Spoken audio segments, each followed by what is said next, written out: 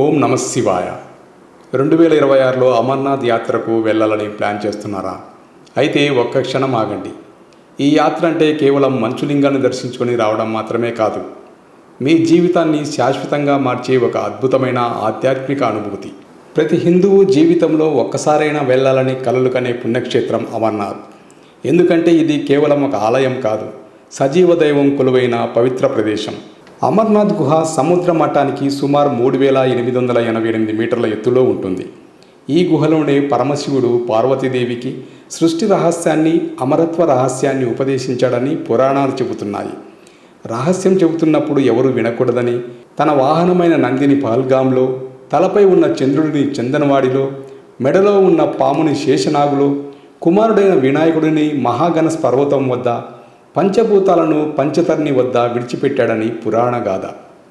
అయితే ఆ సమయంలో ఆ గుహలో శివుడు పార్వతికి అమరకథ చెబుతుండగా ఆసనం కింద ఉన్న 2 పావురం గుడ్లు పగిలి ఆ పావురాలు కూడా కథ విని అమరత్వం పొందాయని చెప్తారు. అసలు ఈ మంచు శివలింగం ఎలా ఏర్పడుతుంది అంటే, ఈ గుహపై పైకప్పు నుండి పడే నీటి బిందువులు గడ్డకట్టి సహజ సిద్ధమైన మంచు శివలింగంగా ఏర్పడతాయి.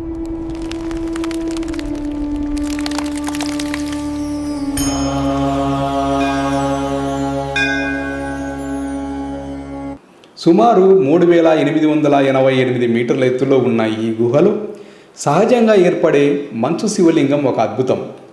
చంద్రుని కలలతో పాటు ఈ లింగం పరిమాణం పెరుగుతూ తర్వాత తగ్గుతూ ఉండడం ఇక్కడి విశేషం.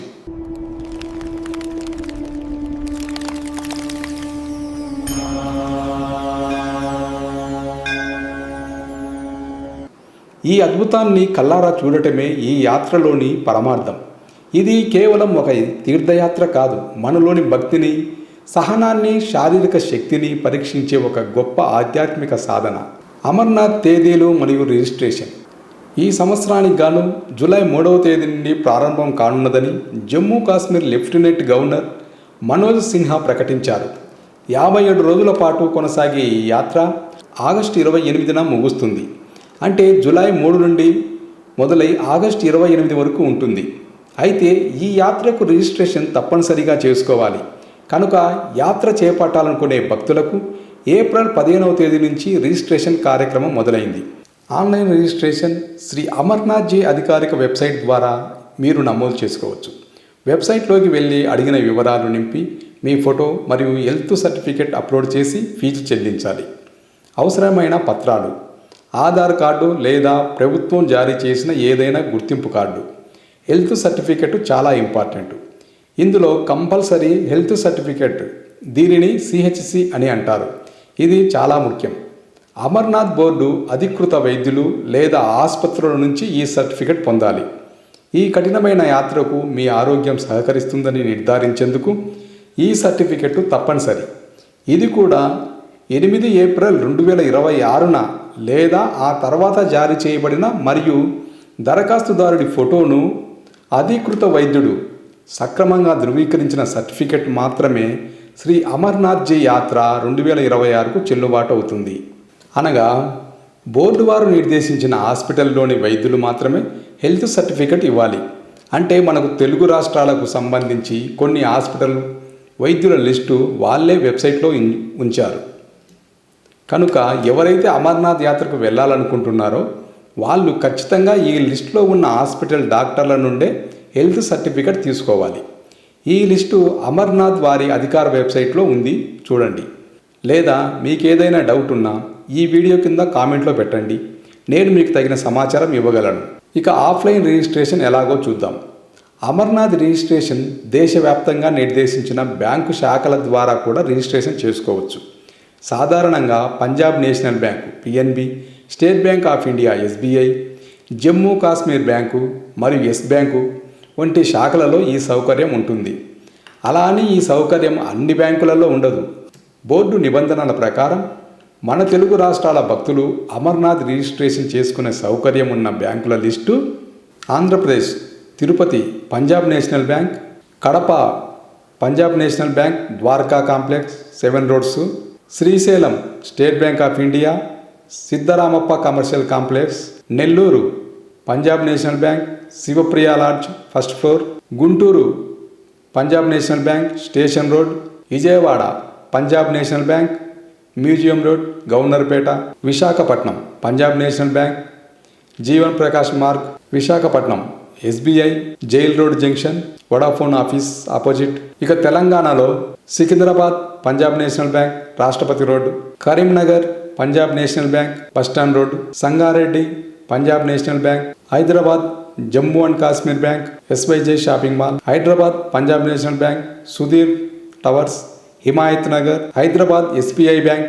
కోటి, Siddipet Punjab National Bank housing board colony. కావున నిర్దేశించిన ఈ బ్యాంకుల ద్వారా యాత్రికుడు రిజిస్ట్రేషన్ చేసుకోవచ్చు. రిజిస్ట్రేషన్ మరియు యాత్రా పర్మిట్ జారీ ముందు వచ్చిన వారికి ముందు అంటే ఫస్ట్ కమ్ ఫస్ట్ సర్వ్ అనే ప్రాతిపదికన జరుగుతుంది. కనుక ఎవరైనా అమర్నాథ్ యాత్ర వెళ్ళాలనుకునే వాళ్ళు త్వరగా ఆన్లైన్ ద్వారా లేదా బ్యాంకుల ద్వారా రిజిస్ట్రేషన్ చేసుకోవాలి. బ్యాంకుల ద్వారా రిజిస్ట్రేషన్ టైంలో ఆధార్ బయోమెట్రిక్ ఈకేవైసీ ధృవీకరణ కూడా జరుగుతుంది. ఒకవేళ మీ ఆధార్ బయోమెట్రిక్ ఈకేవైసీ ధృవీకరణలో ఏదైనా సాంకేతిక సమస్య ఎదురైతే బ్యాంకు వాళ్ళ దగ్గర ఉన్న వెబ్ క్యామ్ ఆధారిత ఫోటో క్యాప్చర్తో మాన్యువల్ డేటా ఎంట్రీ చేసే విధానం కూడా అందుబాటులో ఉంది.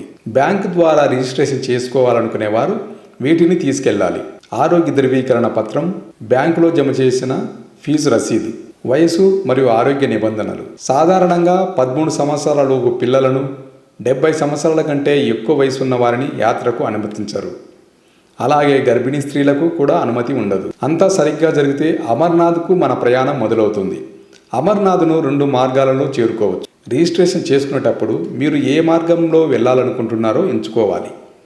ఒకటి పహల్గామ్ మార్గం. ఇది సుమారు 45 నుండి 48 కిలోమీటర్ల దూరం ఉంటుంది. సాధారణంగా అందరూ వెళ్ళే మార్గం ఇదే. నడక ద్వారా పూర్తి చేయడానికి 3 నుండి 5 రోజులు పడుతుంది. ఈ రూట్ వచ్చేసి పహల్గామ్ బేస్ క్యాంప్ నుండి చందన్వాడి, పిస్టాప్, శేష్నాగ్ మరియు పంచతరణి మీదుగా అమర్నాథ్ గుహకు చేరుకుంటారు. ఈ రూట్ ప్రకృతి అందాలతో నిండిన ఆహ్లాదకరమైన మార్గం. ప్రయాణం నెమ్మదిగా సాగుతుంది. ఈ రూట్లో అయితే మనకు శరీరం కూడా సహకరిస్తుంది. ఇక్కడ ప్రకృతి శేష్నాగ్ అందాలు మన అలసటను మర్చిపోయేలా చేస్తాయి. ఇది కుటుంబ సభ్యులతో గ్రూప్గా వెళ్ళే వారికి, కొంచెం పెద్దవారికి మరియు ప్రకృతిని ఆస్వాదిస్తూ నెమ్మదిగా యాత్ర చేయాలనుకునే వారికి ఈ మార్గం ఉత్తమమైనది. బల్తాల్ మార్గం.